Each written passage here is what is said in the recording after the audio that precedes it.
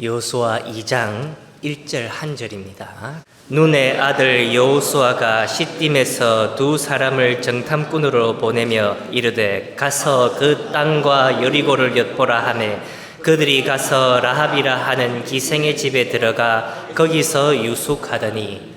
아멘. 오늘 설교는 제목처럼 정탐꾼에 대한 설교입니다. 성경 전체를 볼 때에 정탐꾼 하면 떠오르는 사건들이 있습니다. 대표적으로 가나안 땅에 보낸 12 정탐꾼 내용입니다. 그래서 오늘 설교를 통해서 성경이 말하는 정탐꾼이 무엇이며 그들의 역할이 무엇이며 그리고 가장 중요한 것은 무엇을 정탐하는지를 함께 살펴보면 좋겠습니다. 가장 먼저 우리가 믿는 하나님은 전지전능하신 분이십니다. 모든 것을 다 하실 수 있으시고 또한 모든 것을 이미 아십니다. 이러한 하나님께서 정탐꾼을 보내야 할 이유가 있겠습니까? 하나님 이미 다 아시는데 정탐꾼을 보내야 할 필요가 없으신 분이십니다. 이것만 뚜렷이 기억해도 정탐꾼을 보내는 이유가 초면에 드는 생각이 아니라는 것을 깨닫습니다. 우리가 너무나 쉽게 가나안 땅 정탐꾼 사건의 목표가 가나안 땅의 정보를 수집한다고 생각합니다. 여리고성에 보낸 두 정탐꾼도 여호수아가 전쟁을 앞두고 그 성읍에 군사적인 정보를 취하기 위해 보냈다고 생각합니다. 성경 공부를 오신 분들은 기억하시겠지만 여호수아 1장에서 하나님이 여호수아에게 강하고 담대하라는 말씀을 무엇을 위해 강하고 담대하라고 하시는지 한번 살펴보았습니다. 우리 한번 여호수아 1장으로 가봅시다. 여호수아 1장 6절에서 9절입니다. 강하고 담대하라. 너는 내가 그들의 조상에게 맹세하여 그들에게 주리라 한 땅을 이 백성에게 차지하게 하리라.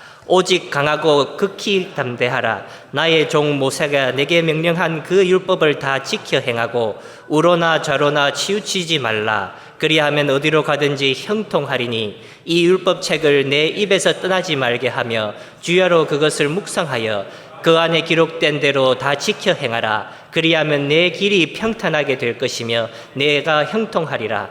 내가 내게 명령한 것이 아니냐. 강하고 담대하라. 두려워하지 말며 놀라지 말라. 내가 어디로 가든지 내 하나님 여호와가 너와 함께 하느니라 하시니라. 아멘. 하나님께서 3번이나 반복하여 강하고 담대하라고 하셨기에 여호수아는 두려워하는 게 있는 것 같습니다. 문제는 무엇을 두려워하고 있었습니까? 여호수아는 절대 믿음이 약한 사람은 아닙니다. 그 이름조차 예수님을 극명하게 드러내는 이름을 가지고 있습니다. 다수가 불신앙의 보고를 했을 때에 여호수아와 갈렙은 강하고 담대하게 하나님의 약속을 기억하게 선포했습니다. 민수기 13장 28절에서 30절까지입니다.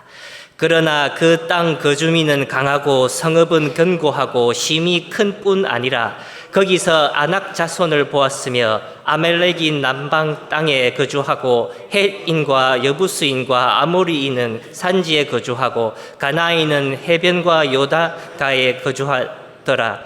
갈렙이 모세 앞서 백성을 조용하게 하고 이르되 우리가 곧 올라가서 그 땅을 취하자 능히 이기리라 하니. 아멘. 방금 본문을 보시면 가나안 땅 거주민들의 보고를 하고 있는데 30절에 갑자기 갈렙이 백성을 조용하게 했다고 기록하고 있습니다. 그러면서 올라가서 가나안 땅을 취하자고 선포합니다. 가나안 땅 거주민에 대한 보고를 하고 있는데 갈렙이 백성을 조용히 시켰다고 하면 백성들은 이미 이때부터 불평과 원망의 목소리를 높였다는 것을 알 수 있습니다. 보고가 시작되었을 때부터 백성들은 원망하고 소리를 내었습니다. 그리고 이스라엘 백성들은 원망을 멈출 줄을 몰랐습니다. 민수기 14장 1절에서 4절까지입니다. 온 회중이 소리를 높여 부르짖으며 백성이 밤새도록 통곡하였더라. 이스라엘 자손이 다 모세와 아론을 원망하며 온 회중이 그들에게 이르되 우리가 애굽 땅에서 죽었거나 이 광야에서 죽었으면 좋았을 것을 어찌하여 여호와가 우리를 그 땅으로 인도하여 칼에 쓰러지게 하려 하는가? 우리 처자가 사로잡히리니 애굽으로 돌아가는 것이 낫지 아니하랴. 이에 서로 말하되 우리가 한 지휘관을 세우고 애굽으로 돌아가자 하매. 얼마나 원망했습니까? 밤새도록 했다고 합니다. 밤새도록. 원망을 멈출 줄을 모르는 백성입니다. 원망에 한계가 없었고 또한 답이 없는 원망을 했습니다. 죽는 것이 더 좋다고 하는데 이보다 더 막 나가는 말이 있습니까? 그리고 정말로 신기한 것은 이 12정탐꾼 사건이, 그리고 그 따라서 이 원망하는 사건이 바로 미리암이 모세의 아내가 구스 여인이라고 비방한 사건 이후에 등장합니다. 이것도 우리한테 매우 중요한 단서를 주고 있습니다. 성경 공부 때 한번 살펴볼 계획입니다. 그리고 이스라엘 백성들 사이에서 다른 지도자를 세우고 애굽으로 돌아가자고 합니다. 이 말 앞에 온 이스라엘 백성들 중에서 딱 4명이 다르게 반응했습니다. 계속 읽어봅시다. 5절과 6절입니다. 모세와 아론이 이스라엘 자손의 온 회중 앞에서 엎드린지라 그 땅을 정탐한 자 중 눈의 아들 여호수아와 여분의 아들 갈렙이 자기들의 옷을 찢고. 민수기 14장을 계속 읽어보시면 여호수아와 갈렙은 원망하는 회중을 두루 다니면서 다시금 여호와의 언약을 기억하자고 외쳤습니다. 그러나 이스라엘 백성들은 그들을 오히려 돌로 치려고 했습니다.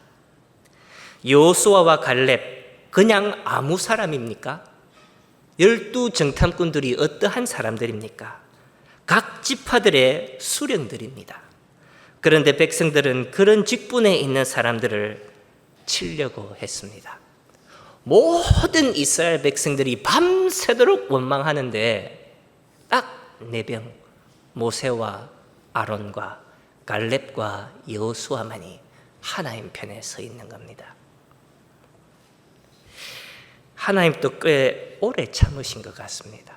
밤새도록 놔두시는 거 보시면, 밤새도록 원망하고 죽는 게 더 좋다고 외쳐도 하나님께서는 묵묵하게 기다리며 침묵하셨습니다.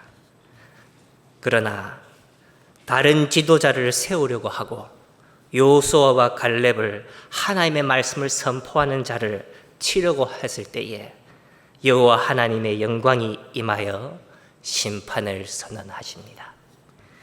22절, 23절 계속 읽겠습니다.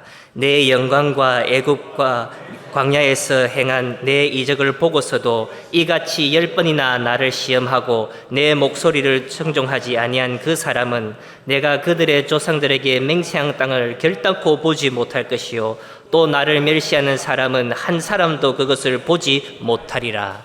아멘. 명심해야 합니다. 하나님께서는 너무나 잘 참으시고 인내가 많으신데 하나님께서 세우신 지도자를 치려고 할 때에 가만히 계시지 않습니다. 그렇게 하나님의 위대함을 다 목격하고 원망하는 이스라엘 백성에 대한 하나님의 심판도 다 목격한 여호수아가 단순한 문제 때문에 두려워하고 떨었겠습니까? 강하고 담대하라고 하셨지만 여호수아의 믿음에 대한 문제가 아닙니다. 믿음이 약해서 두려운 것이 아니었습니다. 12정탐꾼 사건으로 통한 결과가 무엇이었습니까? 애굽의 이적과 홍해의 이적들을 본 모든 사람들은 다 광야에서 죽게 되었습니다. 아무도 약속의 땅에 들어가지 못하게 되었습니다. 그들이 말한 대로, 그들이 원망한 그 말대로 되었어요. 차라리 죽는 것이 낫다. 하나님 무섭습니다. 그렇다고 하면 이제 요단강을 건너서 가나안 땅으로 들어갈 때가 되었습니다. 40년 광야 생활이 마쳤습니다. 12정탐꾼 보고 앞에서 원망한 것 때문에 약속의 땅에 들어가지 못하고 40년 동안 광야 생활을 했으면 당연히 이제 와서 여호수아의 때에 와서 가나안 땅, 약속의 땅으로 들어가기 이전에 다시 12정탐꾼을 보내어 이스라엘 반응을 보고 믿음의 반응을 보고 난 후에 허락해야 하는 순서가 맞지 않습니까? 혹시 여호수아 때 와서 다시 12정탐꾼을 보내는 사건이 있습니까? 한번 봅시다. 여호수아 4장 1절에서 3절까지입니다. 그 모든 백성이 요단을 건너가기를 마침에 여호와께서 여호수아에게 말씀하여 이르시되 백성의 각 지파에 한 사람씩 12사람을 택하고 그들에게 명령하여 이르기를 요단 가운데 제사장들의 발에 굳게 선 그곳에서 돌 12를 택하여 그것을 가져다가 오늘 밤 너희가 유숙할 곳 그곳에 두게 하라 하시니라. 아멘. 정탐꾼이라고는 하진 않지만 각 지파마다 한 사람을 택하여 언약궤가 서 있는 요단강 중간에서 돌을 가져오라고 합니다.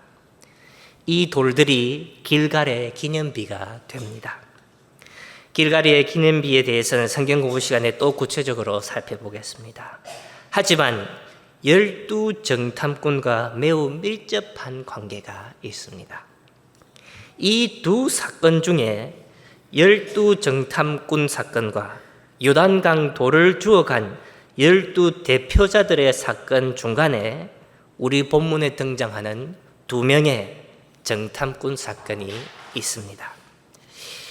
아무 정보도 필요하지 않으신 하나님께서 왜 12정탐꾼들을 가나안 땅으로 보내셨습니까? 그리고 여리고성에 관한 정보도 아무 필요가 없으신데 왜 2명의 정탐꾼을 보내셨습니까? 정보 수집을 위해 정탐꾼을 보낸 것이 아닙니다. 여리고성에 대한 군사적인 정보에 따라 하나님께서 계획을 바꾸시거나 정복에 관한 방법이 달라지지 않습니다. 2 정탐꾼을 보내신 이유는 우리가 쉽게 알 수 있습니다.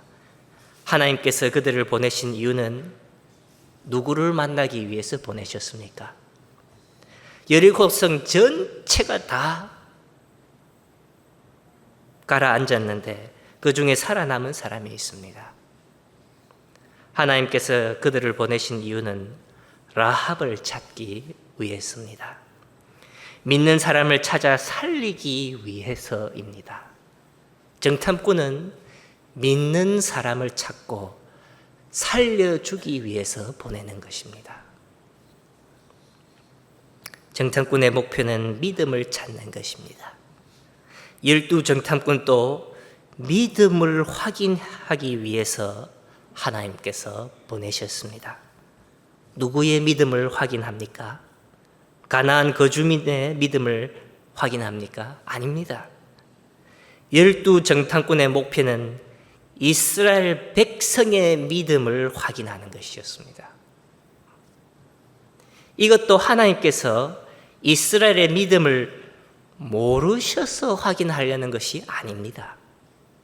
이스라엘 백성들이 정말로 나를 믿나 안 믿나, 언약을 소중하게 생각하나 안 하나, 그것을 몰랐기 때문에 확인하시는 것이 아닙니다. 하나님께서 아브라함의 믿음을 알지 못하여 아들을 바치라고 시험하셨습니까? 하나님께서는 이미 다 아셨지 않습니까? 믿음을 시험하시는 하나님의 의도를 정확하게 알아야 합니다. 아브라함을 시험하시는 이유는 아브라함을 위해서입니다. 정말 어려운 어려운 교훈인데 아브라함을 시험하시는 이유는 아브라함을 위해서 하는 것입니다.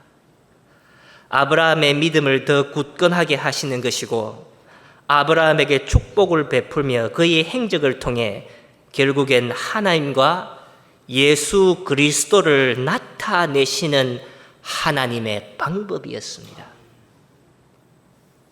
우리의 신앙 생활 속에서 시험을 극복하여 하나님의 축복을 누리겠다는 그런 기복신앙적인 알고리즘이 머릿속에 있습니다.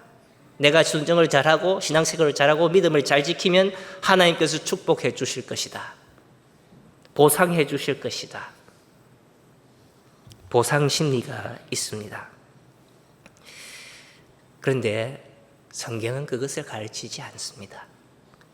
아브라함이 아들을 바치는 순종을 했더니 그의 행함을 통해서 축복을 당연히 받았습니다. 하지만 아브라함의 순종을 통해서 예수님이 드러나는 것입니다.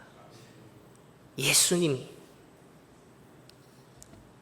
우리도 시험을 당할 때에 믿음을 지키고 말씀을 순종할 때에 우리의 순종과 행함을 통해서 예수님이 나타나야 합니다. 그것이 진짜 축복이지 않습니까? 우리가 순종을 해서 복을 많이 받는다?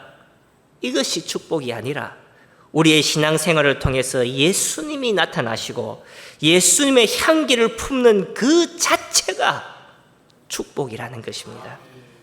당연히 하나님께서 정탐꾼을 보내시거나 시험을 하시기도 전에 우리의 믿음을 이미 다 아시고 계십니다. 행함보다 당연히 믿음이 더 중요합니다. 그러나 믿음 있는 사람에게는 반드시 행함이 나타나게 되어 있습니다. 그러기에 야고보서는 행함이 없는 믿음은 죽은 믿음이라고 하는 것입니다. 야고보서 2장 17절입니다. 이와 같이 행함이 없는 믿음은 그 자체가 죽은 것이라. 아멘. 믿음이 있는 사람은 반드시 행함이 뒤따르게 돼 있고 믿음의 사람이 순종할 때에 반드시 예수 그리스도가 나타나게 되어 있습니다. 우리가 행해서 축복받는 것이 아니라 하나님을 믿으면 우리 삶 속에서 순종과 행함이 나타나게 돼 있고 그 순종과 행함이 예수님을 보이게 된다는 겁니다.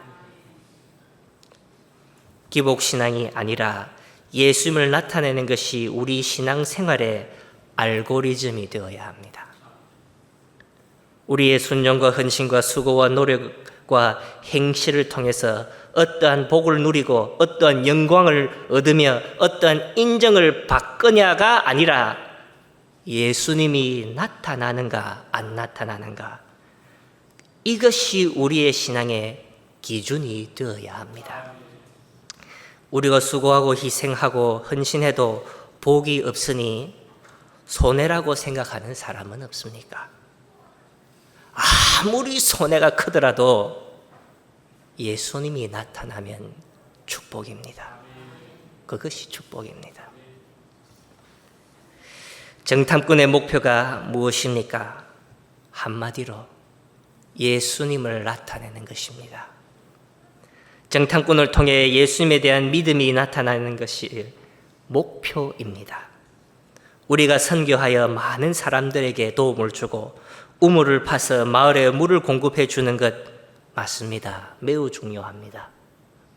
그러나 그보다 더 중요한 것은 우리가 이런 선교를 통해 예수님을 나타내는 것입니다. 우리가 생각을 조금 바꿔야 합니다.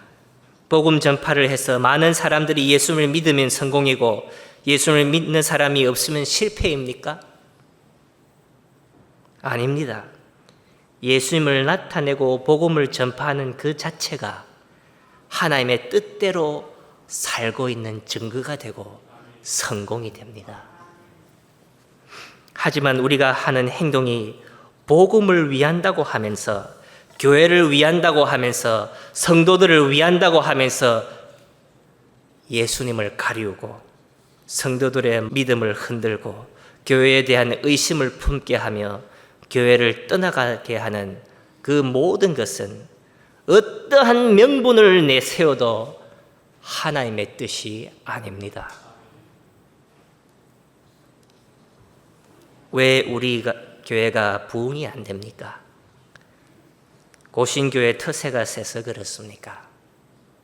인구가 줄어가고 자녀들이 줄어들으니까 그래서 부흥이 안 됩니까? 우리만 잘 믿고 잘 살면 된다고 생각해서 그렇습니까? 우리만 잘 믿고 잘 살겠다는 생각은 근본적으로 틀렸지 않습니까? 우리만 잘 믿고 잘 사는 것이 아닙니다. 잘 믿고 예수님을 잘 나타내는 것입니다. 우리가 예수님을 잘 나타내는 삶을 살 때에 분명히 우리 교회 부흥합니다. 내가 잘 믿고 나만 잘 되면 된다. 아니요. 우리가 잘 살려고 신앙생활 하는 거 아닙니다. 무엇 때문에 신앙생활을 합니까? 예수님을 나타내기 위해서. 잘 믿고 예수님을 잘 나타낼 때에 분명히 고신교회에 부흥합니다. 하나님께서 12 정탐꾼을 보내서 이스라엘의 믿음을 확인하셨습니다. 그런데 이스라엘 가운데 예수님을 나타내는 사람은 한 사람도 없었고 모두가 밤새도록 원망하며 하나님의 지도자들을 위협했습니다. 12 정탐꾼 중에 10명은 불신앙의 보고를 했고 오직 여호수아와 갈렙 두 사람만이 믿음의 보고를 했습니다. 그리고 오늘 우리의 본문에 와서는 여리고성에 보낸 두 정탐꾼 사건이 등장합니다. 마치 앞에 12 정탐꾼들 중에 믿음의 보고를 한 딱 그 두 명이 생각나는 사건 아닙니까? 믿음의 보고를 한 두 명의 상징으로 두 정탐꾼을 여리고성으로 보냅니다. 정탐꾼들의 목표를 나타내는 것 같습니다. 가나안 땅 정탐꾼들이 무엇을 했어야 하는지 보여주는 것 같습니다. 믿음의 사람을 찾아야 했고 예수님을 나타내는 사람을 찾아야 했습니다. 12 정탐꾼들을 통하여 하나님께서 이스라엘 백성들 속에서 라합을 찾고 계셨던 것입니다. 이스라엘 백성 가운데 한 사람이라도 라합과 같은 고백을 하는 사람을 찾고 계셨던 것입니다. 그런데 라합은 이스라엘 백성들 가운데 없었습니다. 하나님께서는 라합을 어디서 찾으셨습니까? 가나안 땅에서 찾으셨고 그것도 기생의 집에서 찾으셨습니다. 우리 본문을 한번 다시 읽어봅시다. 여호수아 2장 1절입니다. 눈의 아들 여호수아가 시딤에서 두 사람을 정탐꾼으로 보내며 이르되 가서 그 땅과 여리고를 엿보라 하매 그들이 가서 라합이라 하는 기생의 집에 들어가 거기서 유숙하더니. 아멘. 약속의 땅에 들어가는 방법은 예수님과 하나가 되는 것인데 이스라엘 백성들 중에 한 사람도 예수님의 모습이 발견되는 사람이 없었습니다. 그러니 어떻게 약속의 땅에 들어갈 수 있겠습니까?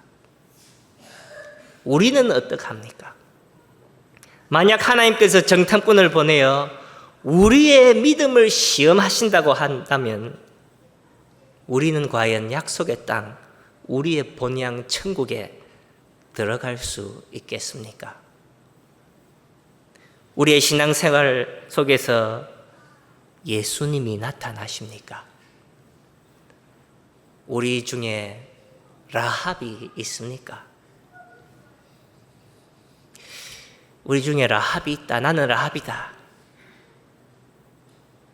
민망해서 그렇게 말 못할 것 같습니다. 이스라엘 백성들 가운데 라합의 믿음조차 발견을 못합니다. 기생의 믿음조차 이스라엘 가운데 없었다는 거예요. 우리 중에는 어떠합니까? 라합의 믿음을 따라갈 사람이 있습니까? 여호수아서 2장 11절입니다. 우리가 듣자 곧 마음이 녹았고 너희로 말미암아 사람이 정신을 잃었나니 너희의 하나님 여호와는 위로는 하늘에서도 아래로는 땅에서도 하나님이시니라. 아멘. 라합은 믿음의 고백만 한 것이 아닙니다. 그녀는 목숨을 걸고 정탐꾼들을, 아니 하나님의 사람들을 보호했으며 숨겨주었습니다. 그녀는 행실로 그녀의 믿음을 밝히고 있습니다. 기생이잖아요, 기생. 우리의 믿음이 기생의 믿음조차 따라가지 못하면 부끄러워야 합니다. 여리고성에 있지 않습니까? 우린 교회 속에 있는데. 라합은 모든 것을 다 걸고 행동했습니다. 목숨을 걸고 집을 걸고 하나님을 믿고 의지했습니다. 삭개오도 가진 것을 다 바쳐서 예수님에 대한 믿음을 확인합니다. 재산을 바쳤다고 하니까 이건 목숨을 거는 것이 아닌데 생각하신 분 없습니까? 삭개오도 목숨을 걸었습니다. 세리장이 돈을 내어놓는다는 것은 목숨을 거는 일입니다. 세리장이 재산을 다 나누어주면 위에 로마 정부로부터 조사가 나오지 않겠습니까? 얼마나 어려웠겠어요. 목숨을 걸고 하는 일입니다. 예수님을 영접하는데, 하나님의 사람들을 영접하는데, 정탐꾼을 영접하는데 목숨을 걸었습니다. 그러나 이스라엘 백성들은 모세와 아론을 대적하고 갈렙과 여호수아를 돌로 치려고 했습니다. 너무 다른 반응이지 않습니까? 아니, 정반대의 반응을 보이고 있어요. 우리는 어떠한 믿음의 행실을 보이고 있고 어떠한 믿음의 자세로 서 있습니까? 행함이 없는 믿음으로 서 있지는 않습니까? 아니, 모세와 아론과 갈렙과 여호수아를 향해, 하나님의 사람들을 향해 대적하며 서 있지는 않습니까? 우리가 라합이라면 어떻게 했겠습니까? 만약에 하나님의 정탐꾼들이 이 한국 땅 우리에게 온다면 우리가 어떻게 했겠습니까? 내가 라합의 입장이 되면 나는 라합처럼 정탐꾼들을 숨겨주었겠습니까? 민망스러운 상상이지만 여리고성처럼 만약 현재 한국 교회에 하나님의 정탐꾼이 들어왔다면 바로 정부에 고발할 것 같습니다.